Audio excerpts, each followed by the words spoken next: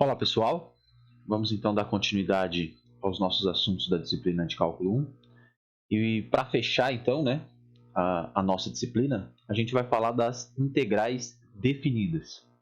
Bom, até agora a gente definiu as integrais indefinidas, que são aquelas integrais que são antiderivadas, né?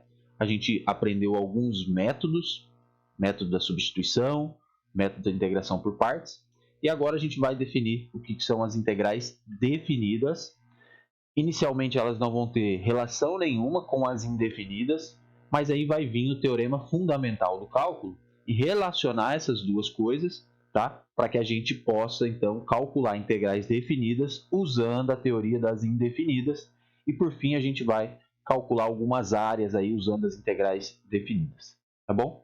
Então vamos lá. Então os assuntos dessa aula: soma de Riemann, que é onde vai aparecer a definição da integral, a integral definida, propriedades, algumas propriedades da integral, o teorema fundamental do cálculo, como eu comentei, e por fim, cálculo de áreas aí usando a integral definida, tá? Bom, então vamos pensar no seguinte problema, tá? Para a gente introduzir o assunto. Pensa que você tem uma curva y igual a f de x, ou seja, o gráfico de uma função aqui. Eu estou considerando a f de x maior ou igual que zero, tá? Ela está toda acima do eixo x. E eu quero definir de alguma forma a área abaixo deste gráfico, até o eixo x. Então, eu tenho lá um intervalo AB, onde eu estou considerando a função, e eu tenho essa área aqui para definir, de alguma maneira, um número que represente essa área, tá? O que a gente vai fazer? A gente vai fazer o seguinte: eu vou pegar o intervalo AB e vou subdividir o intervalo AB em vários pedacinhos menores, ou vários subintervalos, tá? Aqui está considerando o x0 como sendo o A, que é o primeiro corte, né? Aí começa o x1, x2, até um xn, que é o último, que é um ponto B. Aí a gente faz o seguinte: pega um ponto aqui no meio de cada subintervalo, né? Neste caso eu estou considerando esse ponto aqui, ó, C1, C2, cada ponto aqui no meio, um ponto qualquer no meio de cada subintervalo, tá? Calcula a f dele, que vai me dar a altura, e eu vou fechar um retângulo aqui, ó. Quem que é a base do meu retângulo? É o comprimento de cada subintervalo, ok? E a altura é a imagem pela função f, ou seja, é a f do ponto C1, que eu peguei qualquer ponto ali no meio do subintervalo.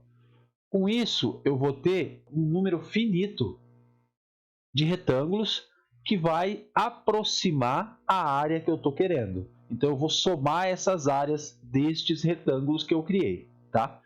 Porém, o erro que a gente comete ainda é bem grande, né? Porque, ó, se eu pegar n igual a 4, o que é o n igual a 4? É subdividir o intervalo AB apenas em 4 subintervalos. Com isso, eu tenho aqui, ó, erros. Tá sobrando área, tá faltando área, tá sobrando área, tá? Se eu aumentar o meu n, se eu subdividir mais ainda o meu intervalo AB, começa a melhorar um pouco a minha estimativa da área, ok? Então, para n igual a 8, já fica um pouco melhor. Para que isso seja a melhor aproximação possível, o que a gente vai fazer? Qual é a ideia? É mandar este n aqui para o infinito. Por que é mandar este n para o infinito? É considerar este comprimento aqui, ó, de cada subintervalo o menor possível. Então, na situação limite, eu tenho o que a gente vai chamar de área abaixo do gráfico para uma função maior ou igual que zero. Então, vai ser um limite com n tendendo ao infinito, tá? Essas somas que eu criei, de 1 até n, é chamado soma de Riemann da função, tá? Então, eu tenho lá a altura, que é a f de cada ponto, vezes o delta de xi. Quem que é esse delta de xi? É o comprimento de cada subintervalo que eu criei aqui embaixo, tá bom? Então, eu tenho a soma de Riemann para essa função. Bom, como eu comentei antes, quando eu faço o limite dos comprimentos tender a zero, ou seja, eu estou fazendo aquela base de cada retângulo ficar cada vez menor, isso é a mesma coisa que mandar este n para o infinito, é a mesma coisa. Quando eu faço isso e calculo o limite, então aqui eu tenho um limite de um somatório infinito, tá? Quando eu faço isso, eu vou ter um número, se o limite existir, é claro, eu vou ter um número que eu vou chamar isso de área abaixo do gráfico para uma função não negativa, tá? Observe que até agora a gente nem falou de integral, nem indefinida e nem de integral definida, tá? Bom, mas vamos lá, né? O que esse somatório tem a ver com a integral definida? Observe que a gente está definindo essa área para uma função não negativa, não é isso? Quando a gente vai definir a integral definida, a gente simplesmente vai pegar essa função aqui e não vai considerar ela não negativa. Vai considerar uma função qualquer. Então, olha só. Pega f, uma função definida no intervalo AB. A integral definida vai ter essa notação aqui, ó. O intervalo que eu estou calculando a integral está aqui, ó, de A até B. Aqui está a minha função e aqui está a minha variável com relação a quem, né, eu estou considerando a integral. Tá? A definição é exatamente aquela que a gente definiu anteriormente para chamar de área abaixo do gráfico.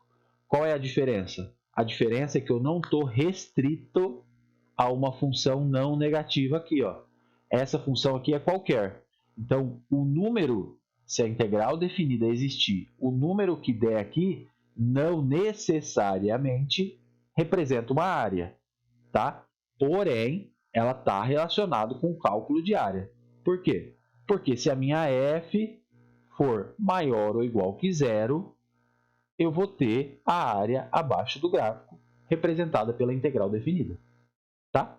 Claro que a integral é definida com este limite, desde que o limite exista, tá? E for um número finito, ok? A notação que a gente usa, né? O A a gente chama de limite inferior de integração, o B de limite superior de integração, tá? E aqui tanto faz a variável que eu escolho, tá? F de x dx, f de t dt, f de s ds, porque o que manda é, bom, você está considerando uma função em relação a s e está integrando em relação a s, tá? Então ali tanto faz qual é a letra que eu quero usar para denotar a integral, tá? A primeira observação, como eu comentei, é que se a minha função for uma função não negativa no intervalo AB, a integral definida representa a área abaixo deste gráfico, ou seja, a área sob a curva y igual a f de x até o eixo x, e as laterais aqui são retas verticais em x igual a A e x igual a B. Ok? Definir, essa aqui ainda não é uma propriedade, que a gente vai sempre denotar assim, ó. Vamos procurar colocar sempre um intervalo aqui na forma crescente, de A até B, então, se o B é maior do que o A. Se você, por alguma conveniência, alguma demonstração, alguma coisa, precisar inverter o intervalo de integração, aparece o menos 1 multiplicando. Essa é uma definição, não é uma propriedade, tá? Se o A for igual ao B, a integral definida de A até A é zero. Pensando na área, isso faz todo sentido. Por que isso faz todo sentido? Porque se eu estou pensando em cálculo de área e a base do meu intervalo não tem nenhum comprimento, não é isso? Eu não tenho área envolvida, consequentemente a integral é zero, beleza? Se f é uma função contínua sobre o intervalo AB, então f é integrável sobre AB. O que esse teorema garante? Toda vez que você tiver com uma função contínua no intervalo, está o B, aqui está o A. Este teorema garante, note que a função é contínua, a função f de x é contínua. Essa integral aqui, ela existe. O que é a integral existir? Quer dizer que aquele limite por onde a integral é definida é um número finito. Então, o limite da soma de Riemann é um número finito, tá? Sempre que você tiver com uma função contínua no intervalo que você está integrando. Ok? Agora sim, propriedades. Toda vez que você tiver uma constante multiplicando a função, essa constante pode sair da integral, como acontecia no limite e como acontecia na integral indefinida também. Tá? Então, constante pode sair da integral. A integral da soma de funções é igual à soma das integrais, como acontece no limite porque a integral definida está baseada a sua definição é baseada num limite, e como também acontecia na integral indefinida. Essa propriedade é interessante. Ó. Toda vez que você tiver uma função definida no intervalo AB e você precisar, para algum objetivo, quebrar essa integral em uma integral no intervalo menor, você pode fazer e somar as integrais. Ou seja, vamos pensar assim, ó. Suponha que você tem uma função fazendo isso e aqui eu tenho a outra função fazendo isso, tá? Aqui é o C, aqui é o A e aqui é o B. Eu tenho aqui uma função f1 e aqui uma função f2, ou seja, a minha função f, a integral de A até B, da f de x dx, essa f aqui ela é definida como várias sentenças, como duas sentenças neste caso. O que a gente faz para calcular essa integral? A gente integra de A até C a função f1 de x, mais a integral de C até B a função f2 de x dx. Então, quando eu tiver uma função que ela é definida por mais de uma regra, em 99% dos casos, você vai ter que quebrar a integral numa soma de integrais no intervalo menor, tá? Então, a integral tem essa propriedade. Você pode quebrar ela no intervalo menor e aí somar, ok?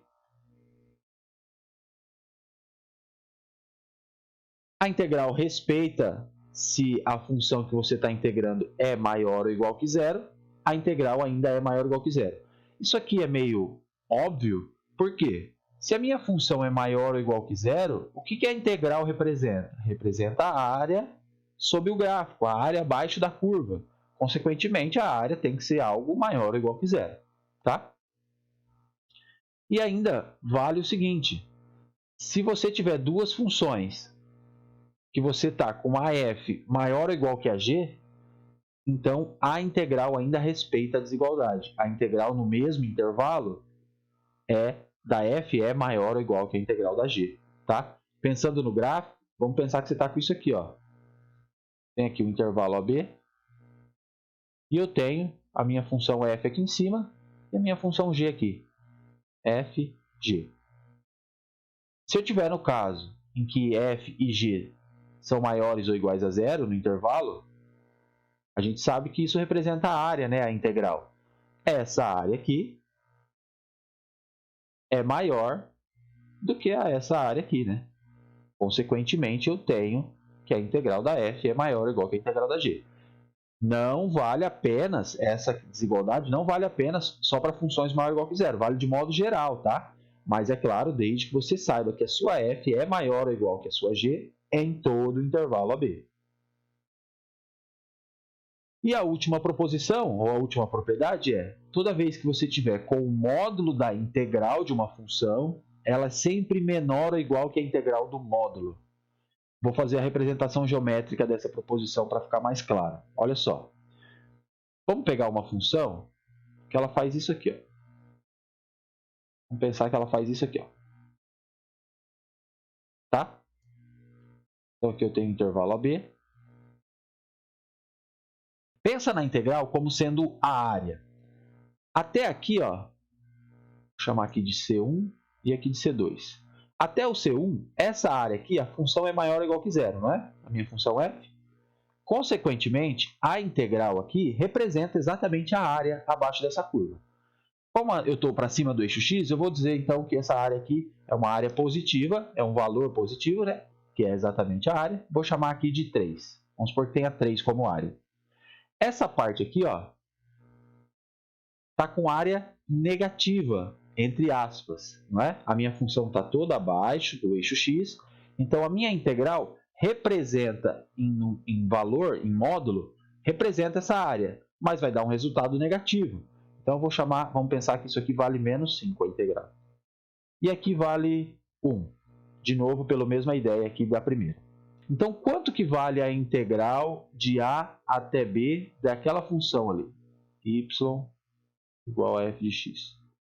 Quanto que vale a integral? Vai valer essa soma, lembra? Porque isso aqui é a integral de a até c1 da f mais a integral de C1 até C2 da f, mais a integral de C2 até b da minha f.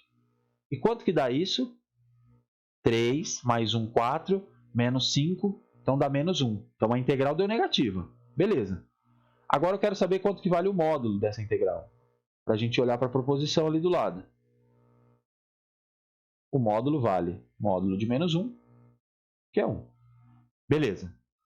Agora eu vou pensar no seguinte. Eu quero saber quanto vale esta integral aqui. Ó. O módulo está aqui na função. O que acontece com esta função f aqui em cima quando eu pego o módulo dela? Quando eu pego o módulo de uma função, tudo que é negativo vira positivo. Então, na verdade, eu estou refletindo essa função sempre acima do eixo x. Então, essa curva aqui de baixo, ela vem para cima assim. Ó.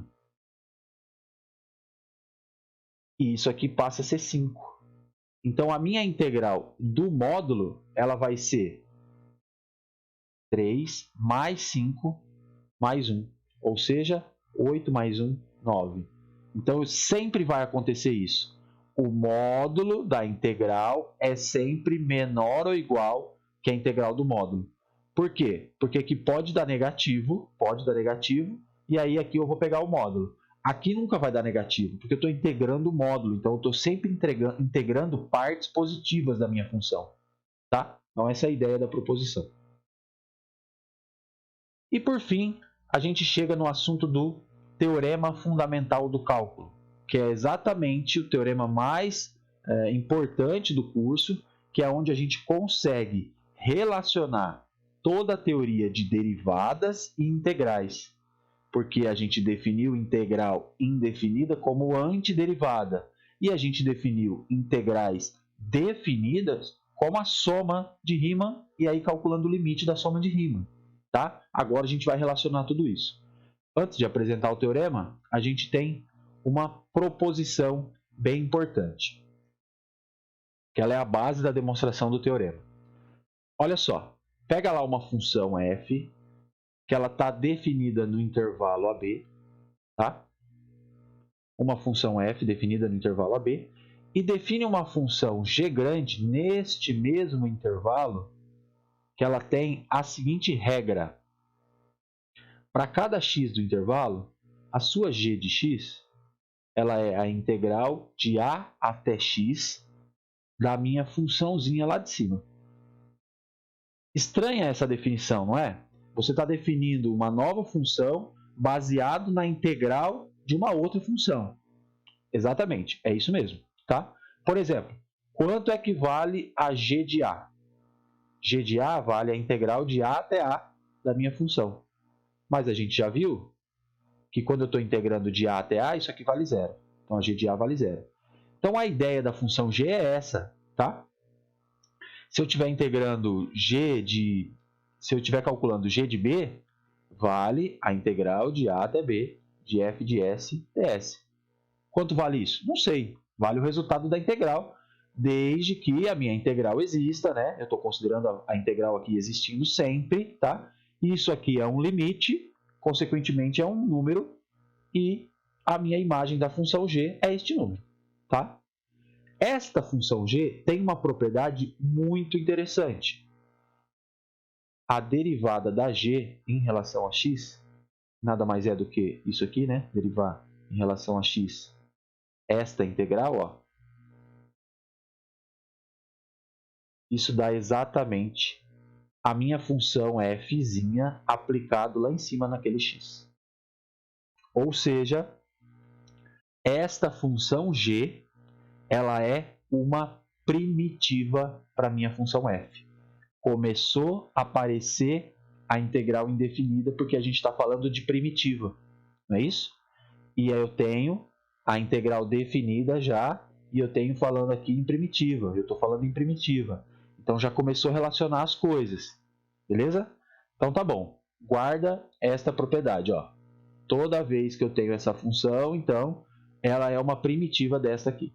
Beleza? Ok. Agora vamos pensar no seguinte. O que a gente sabia Se eu conheço uma primitiva, eu conheço todas as primitivas. Então, qualquer primitiva da minha fzinho é da forma g de x mais uma constante, não é? Então, qualquer primitiva f grande, qualquer primitiva, vou colocar f grande, da minha fzinho é dessa forma, porque a gente sabe que a g, definida assim, é primitiva dessa fzinho. Mas o que eu ganho com isso? Pronto, resolveu o nosso problema da integral definida ser relacionada com a integral indefinida, que é o teorema fundamental do cálculo. O teorema fundamental do cálculo diz o seguinte: olha, se você quer calcular a integral definida de uma função no intervalo AB, você encontra uma primitiva dela, uma, não precisa ser todas, uma só, tá? E aí você calcula esta primitiva lá no limite superior menos esta primitiva no ponto que é o limite inferior, e aí você resolveu o problema. E para encontrar funções primitivas, a gente tem técnicas ou métodos de integração. Então a gente tem toda uma gama de ferramentas para encontrar a primitiva, consequentemente a gente consegue resolver os problemas de integração definida usando a indefinida e fugindo do cálculo do limite, tá? Ah, mas como é que eu sei se eu calcular uma primitiva já resolvo um problema? Vamos pensar no seguinte, ó, vamos pensar que você tem aqui uma primitiva e você está calculando f de b menos f de a. Olha só, essa f é a primitiva da minha fzinha. E como eu sei a cara de uma primitiva, eu sei então que a f de b é a integral de a até b da minha f de x dx mais a constante. Por que eu sei? Porque eu sei que a f de b é g de b mais c, não é? E a g tem essa definição aqui, ó. Menos, quem é f de a? A integral de a até a da f de x mais c. Mais c, faz o jogo de sinal aqui, com menos c vai embora. A integral de a até a da minha f, quanto vale? Que é a g de a, vale zero. Então aqui, vale zero. Consequentemente, isso sobrou a integral de a até b da f de x dx. E aí acabou o problema. Então, basta conhecer uma primitiva que você sabe calcular a integral definida da função, tá? E este é o teorema fundamental do cálculo, que é onde a gente relaciona a antiderivada com a soma de Riemann, né? Com o limite da soma de Riemann, que é a integral definida. A gente denota assim, tá? Integral de a até b de f de x dx. Quando a gente encontrar a integral, a primitiva, a gente vai colocar uma barrinha, colocar aqui o limite de integração e depois aplicar, tá? Exemplos, vamos fazer alguns exemplos para ver como é fácil. Integral de 1 até 3 da função x dx. O que a gente faz? Vai lá e encontra a primitiva. Quem que é a primitiva? Ou seja, vai lá e calcula isso. A integral indefinida. Isso aqui é x² sobre 2 mais c, não é isso? Eu não preciso usar a constante de integração, porque eu preciso de uma primitiva e não todas. Então eu venho aqui, coloco x² sobre 2, intervalo de integração, e depois aplico nos limites de integração. Então vai ficar 3² sobre 2 menos 1² sobre 2. Isso é 9 meios menos 1 meio, então isso é 8 meios, que é igual a 4. Então essa é a integral definida da função x dx. Beleza? Fácil, né? Integral de 0 até π sobre 2 cosseno de t dt. Isso aqui vai me dar integral do cosseno é seno, então é seno de t, de 0 até π sobre 2.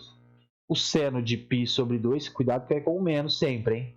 Seno de π sobre 2 é 1, menos o seno de 0 é 0, então essa integral vale 1. Sempre assim, gente, sempre assim. Vou fazer um exemplo aqui já que surge muita dúvida. Integral de menos 1 até 1 da função módulo de x dx. Como é que eu resolvo essa integral? Apareceu o módulo, apareceram duas sentenças, não apareceu? O módulo de x é o próprio x, se x é maior ou igual que zero, e é menos x se x é menor que zero. Eu não tenho o intervalo aqui, ó, parte negativa e parte positiva? Consequentemente, eu vou ter que quebrar essa integral aqui, ó, do menos 1 até o zero. Qual sentença eu uso? Aqui, ó, x é menor que zero neste intervalo. Então, isso é menos x mais a integral de 0 até 1. Lembra que a gente está quebrando o intervalo em subintervalo e somando, por causa da definição do módulo. Agora eu estou no intervalo positivo aqui, ó. Consequentemente, isso aqui é x dx. Agora eu integro cada um. Integral aqui, menos x² sobre 2, de menos 1 até 0, mais a integral de x² sobre 2, de 0 até 1. Aí aplica nos limites. Substitui no 0 dá 0, substitui no menos 1. Menos 1 ao quadrado é 1. Com esse menos fica menos meio, mas eu estou aplicando embaixo. Então isso aqui volta a ser 1. Então fica assim, ó, 0, 0, menos 1. Tá? Menos meio, né? Mas aqui substitui no 1, 1 meio. Consequentemente, o resultado aqui fica como sendo 1, que é meio mais meio. Entenderam? Fácil. Só para a gente passar aqui pela última do exemplo. Ó, integral de 0 até 1 de x ao cubo menos 4x² mais 1. Quebra a integral em cada uma das parcelas, porque a integral definida abre para soma, e a integra. Integral de x ao cubo, x² sobre 4. Integral de x ao quadrado, x ao cubo sobre 3. O 4 fica parado multiplicando. Integral de 1 dx é x. Aí aplica nos limites de integração. Lembra sempre, limite superior menos no limite inferior. E aí faz a conta. Então vai dar menos 1 sobre 12. Beleza? Tranquilo? Então no próximo vídeo a gente termina essa aula e encerra os conteúdos da disciplina, onde a gente vai usar a integral definida para calcular área entre curvas ou área entre funções. Tá bom?